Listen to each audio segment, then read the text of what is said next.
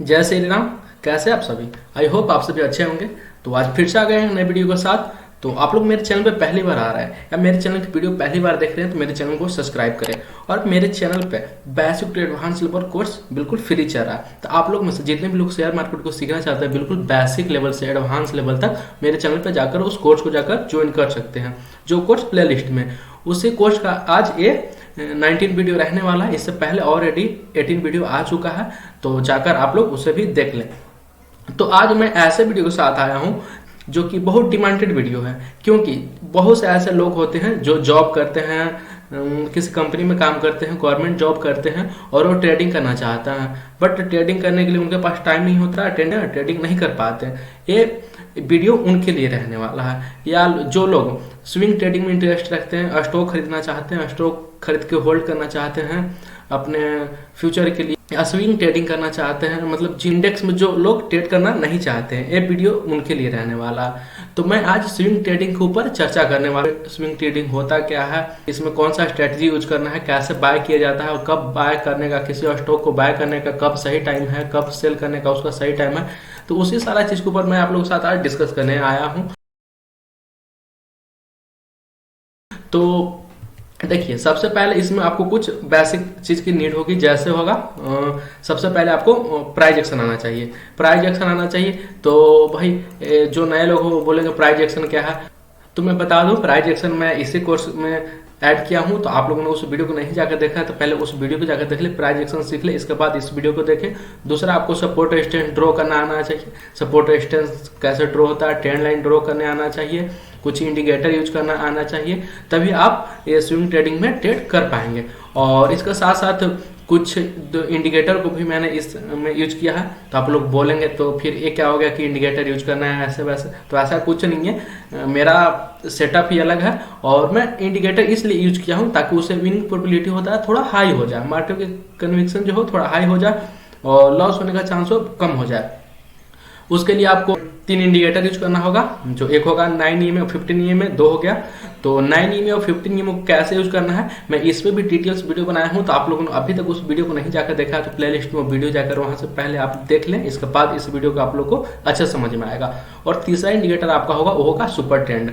तो चलिए बात करते हैं। और हाँ, एक और चीज, आपका टाइम फ्रेम आपको क्या रहना चाहिए किसी भी स्टॉक को बाय करने के लिए। तो टाइम फ्रेम आप हम जो उसका चार्ट एनालिसिस करेंगे 4 आवर पे करेंगे और स्टॉक में हम बाय करेंगे वो 1 आवर पे शिफ्ट करके वो उस स्टॉक को बाय करेंगे। देखिए, कोई स्टॉक होता है, अगर XYZ कोई स्टॉक है, और हाँ मैंने यहाँ पे रिलायंस इंडस्ट्री का स्टॉक लिया हूँ, तो ऐसा नहीं है सोचना कि स्टॉक ऊपर जाएगा या डाउन जाएगा, ऐसा मेरा कोई पर्पस नहीं। मैं बस एग्जाम्पल के लिए आप लोगों को दिखाने के लिए लिया हूँ, मैं इस स्टॉक को प्रमोट नहीं कर रहा हूँ। तो आप लोग अपने रिस्क पे ही अपना स्टॉक बाय करिएगा।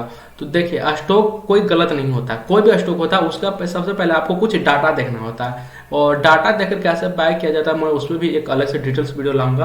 तो कोई भी स्टॉक गलत नहीं होता। किसी में स्टॉक यहाँ से मान लेते हैं 2024 में कोई स्टॉक मार्केट में उसका IPO आया, वो स्टॉक चलना स्टार्ट किया और डायरेक्ट स्टॉक हायर हाई लगाते हुए जा रहा। तो हम इस स्टॉक को जो हायर हाई लगाते जा रहे हैं इसमें थोड़ा को बाय करना मुश्किल होता है, क्योंकि आप देखेंगे तो इसमें बाय करने का कहीं मौका नहीं मिलता।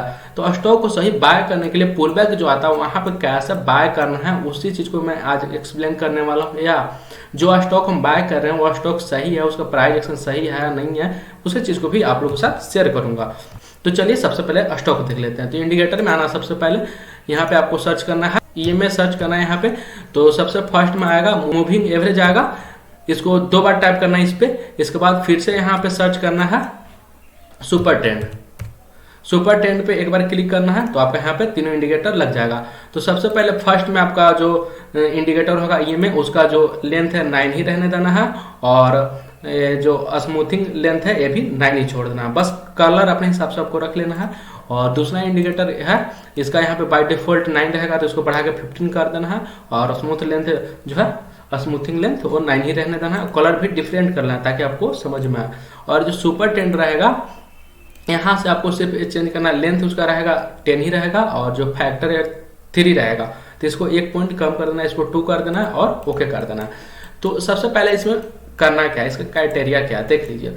तो सबसे पहले जो मैंने EMA में बताया हूँ वही होगा कि जो ये EMA है 9 EMA 15 EMA, इसका जो नीचे से स्लोप होना चाहिए वो 30 डिग्री का होना चाहिए। जो कौन यहाँ से मान लेते हैं फ्लैट यहाँ पे ऐसे है, और 1 सेकेंड, जैसे यहाँ से EMA चल रहा है, ठीक है, तो जो नीचे से यहाँ पे फ्लैट होना चाहिए, ये जो कोण बनना चाहिए ये 30 डिग्री का होना चाहिए। जो कोण होना चाहिए 30 डिग्री का होना चाहिए, तभी हम मानेंगे। इससे हमको पता क्या चलेगा कि जो ये स्टॉक है वो ट्रेंडिंग है। क्या है? ट्रेंडिंग है, मतलब हाँ ये स्टॉक ट्रेंड कर रहा है, तो यहाँ से फिर से और ऊपर जा सकता है। तो ये तो फर्स्ट आपको होना चाहिए कि हाँ ये जो EMA है 30 डिग्री नीचे से बढ़ रहा है, तो ये स्टॉक हम मान लेते हैं ट्रेंडिंग है। और दूसरा जो ये सुपर ट्रेंड है ये ग्रीन होना चाहिए। ग्रीन होगा तो इससे हमको पता चलता है, जो बेसिक्स का जो सुपर ट्रेंड का मैं बता रहा हूँ, ग्रीन रहेगा तो हमको पता चलता है कि हाँ यहाँ से बाइंग करके चलना है, मार्केट अपसाइड में है। और सबसे जो मेन इंपॉर्टेंट होता है, जैसे हम मान लेते हैं कोई स्टॉक है, ठीक है, XYZ कोई स्टॉक हम मान लेते हैं, कोई स्टॉक यहाँ चलना स्टार्ट किया, यहाँ पे आगे थोड़ा सा फंस गया, फिर से यहाँ से चलना स्टार्ट किया, फिर से उस लेवल से सेलिंग आया, और जो ये सपोर्ट बनाया था इसी सपोर्ट पे आकर फिर से एक अच्छा यहाँ से बाइंग का व्यू दिखा। तो ये जो स्टॉक में बाइंग आप करेंगे तो इसमें जो आपका विनिंग प्रोबेबिलिटी होगा 90 से 95% होगा, और आपका जो एसएल यहाँ पे होगा बिल्कुल छोटा है। सपोर्ट के नीचे जैसे ही क्लोज करेगा आपको ये ट्रेड से बाहर आ जाना। मैं स्विंग ट्रेडिंग के लिए बता रहा हूँ। इसमें आप चाहें तो एक दिन, 2 दिन, 1 सप्ताह, 1 मंथ तक होल्ड करके चल सकते हैं। बट अगर आपको इन्वेस्टिंग करना है तो उसके लिए आपको किसी भी स्टॉक को खरीदना, उसका डाटा देखना जरूरी है, जो कि मैं बताऊंगा। वो भी एक एप्लीकेशन है, फ्री सॉफ्टवेयर है, उस पर सारा डाटा दिखा देगा। तो ये तो हो गया। और दूसरा हो गया बाइंग के लिए होगा।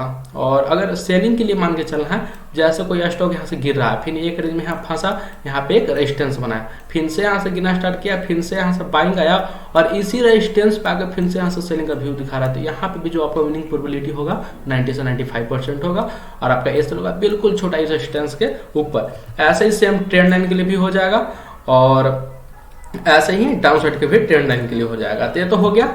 तो चलिए कुछ एग्जाम्पल देख लेते हैं। जो परफेक्ट एग्जाम्पल मैं वही आप लोगों को दिखा रहा हूँ ताकि अच्छे से आप लोग समझ में। देखिए यहाँ से यह स्टॉक चलना स्टार्ट किया, जो EMA का स्लोप था वो भी नीचे से 30 डिग्री बन गया। यहाँ से अगर आप इसको ड्रॉ करते हैं तो 30 डिग्री होगा, समथिंग ऐसा कुछ होगा। और यहाँ से जो स्टॉक था वो ट्रेंडिंग में था। फर्स्ट सपोर्ट था, यहाँ पे एक ऐसा सपोर्ट बनाया, 2 बार यहाँ पे मार्केट सपोर्ट लिया, और फिर से यहाँ से सपोर्ट पे आके यहाँ से देखते हैं आप, यहाँ से मार्केट बाइंग गया, फिर से सपोर्ट लेवल पे आया, और एक अच्छा हेल्दी ग्रीन कैंडल क्लोज किया, और ऊपर जाने के बाद फिर से मार्केट डाउन में आ गया। बट हम सबसे पहले स्विंग ट्रेडिंग के लिए देखते हैं, तो हमको कितना यहाँ पे विनिंग मिलता है। तो 4 आवर पे जो है काफी अच्छा कैंडल है, हमको यहाँ पे सपोर्ट से बाइंग आया, तो हमको तो सपोर्ट, और EMA के ऊपर कैंडल भी क्लोज किया, तो हमको तो यहाँ पे ट्रेड मीन करना चाहिए, जैसा कि मैंने आप लोगों को बताया है। तो चलिए देख लेते हैं। 1 आवर पे हमको ट्रेड मीन करना है, तो कैंडल को हमको 1 आवर पे शिफ्ट करना है। तो ये 28 नवंबर का चार्ट है, हम चलते हैं 1 आवर पे, और 28 नवंबर को चलते हैं। तो ये रहा 28 नवंबर का चार्ट, और जैसे ही एक candle strong green candle close किया और सपोर्ट से बाइंग आया था, और ये यहाँ पे फिर से मार्केट फंसा और स्ट्रॉन्ग कैंडल क्लोज किया, तो हम इस कैंडल के हाई पर ट्रेड लेते हैं। और मैंने पहले ही बताया जो सपोर्ट होगा उसके नीचे का आपको ऐसे रखना, और ट्राई करेगा कि 2 पॉइंट और थोड़ा नीचे बफर देके रखना, क्योंकि एसएल हंटिंग करने मार्केट आता है। और अब इसको देखते हैं, तो फिर सेलिंग में आया, बट यही सपोर्ट लेवल से फिर से मार्केट में उड़ गया, आपका एसएल हिट नहीं हुआ, क्योंकि एसएल आपको जब भी रखना है सपोर्ट के नीचे रखना। आप अगर देखेंगे तो इसमें आपका 1:2 का इजीली आपको टारगेट मिलेगा, 1:2 का इजीली आपको टारगेट मिलेगा। ये रेयर केस में होता है कि एक बार बाइंग जाने के बाद फिर से स्टॉक सेलिंग में आया, तो इसको नहीं माइंड करके चलना है, आपको ऐसा रखना जब भी वो सपोर्ट के नीचे रखना है। फर्स्ट एग्जांपल आपका ये हो गया, और कुछ को देख लेते हैं। चलिए फिर से इसको 4 आवर पे शिफ्ट करते हैं। जब भी आपको ट्रेड को देखना है 4 आवर पे शिफ्ट करके देखना, और ट्रेड में इन करना है 1 आवर पे, उस चार्ट को शिफ्ट कर देना, इसके बाद उस ट्रेड में आपको इन करना। तो चलिए देखिए यहाँ पे जैसे यहाँ से मार्केट आप आया, आप आने के बाद एक रेंज में फंस गया, और हमको पहले यहाँ से दिख रहा था कि मार्केट ट्रेंडिंग है, मतलब अपसाइड का। यहाँ से एक रेंज में फंस गया। चलिए इसको भी 1 आवर पे शिफ्ट करते हैं। हम इसको कहाँ, इसमें हमको कहाँ एंट्री मिलता है।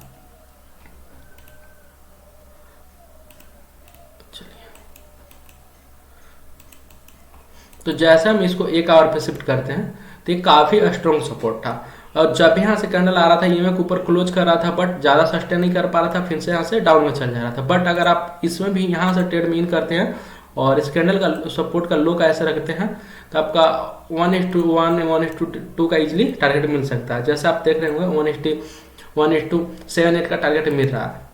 बट ऐसे रेंज में मार्केट फंसा, ट्राई करिएगा कि आप ऐसे रेंज में मार्केट फंसा तो वहाँ पर ट्रेड नहीं करने का, क्योंकि ऐसे रेंज में ज़्यादा चांस होता है कि मार्केट उसी रेंज में फंसा रह जाए, और उस रेंज को जैसे ब्रेक करता है तभी आप ट्रेड करिएगा। तो ऊपर में एक रेजिस्टेंस टाइप की ए बनाया था और फिर से इसे सपोर्ट लेवल से बाइंग गया, बट ये जो कैंडल था ईएमए के ऊपर नहीं क्लोज किया, और सुपर ट्रेंड भी था जो हमारा रेड था, मतलब सिग्नल नहीं दे रहा कि यहाँ से बाइंग करना था। बट ये भी कैंडल आया, ईएमए के ऊपर तो क्लोज किया, बट सुपर ट्रेंड था वो था रेड ही यहाँ तक था, और जैसे ही बड़ा ग्रीन कैंडल आया और ऊपर में जो रेजिस्टेंस था उसको भी ब्रेक कर दिया और हमारा सुपर ट्रेंड पे ग्रीन हो गया। वैसे ही हमको इस कैंडल के हाई पे हमको ट्रेड में इन करना है और इस कैंडल का लो का ऐसा रखना है। अगर सपोर्ट से मार्केट उड़ता है तो सपोर्ट के नीचे का ऐसा रखना है, बट सपोर्ट से ऊपर तो उड़ता है तो उस कैंडल का लो का ऐसा रखना है। आपको 1:2 का इजीली टारगेट मिलेगा, देख सकते हैं 1:2 का आपका इजीली 1 गो में टारगेट मिल गया। तो ये होता है स्विंग ट्रेडिंग करने का कुछ स्ट्रैटेजी। कुछ एग्जांपल और मैं आप लोगों को दिखा देता हूँ, जैसे कि चलिए ये तो हो गया बाइंग का, कुछ सेलिंग का भी देखते हैं। जैसे यहाँ पे एक रेजिस्टेंस बनाया था, एक बार मार्केट यहाँ सेलिंग में आया, फिर से यहाँ से सेलिंग में आया, और मार्केट फिर से यहाँ से सेलिंग में आया, और जो ये सुपर ट्रेंड भी था वो भी रेड था, मतलब सेलिंग में था, और ये जो कैंडल था के नीचे क्लोज किया, और जैसे ही ये नीचे क्लोज किया हम इस कैंडल के लो पे ट्रेड इन करेंगे, और ये रेजिस्टेंस था उसका हाई का ऐसे रखेंगे, आप देखेंगे तो 1:2 का इसलिए आप लोगों का टारगेट मिल गया। तो ये होता है छोटा छोटा ट्रेड पकड़ने के लिए।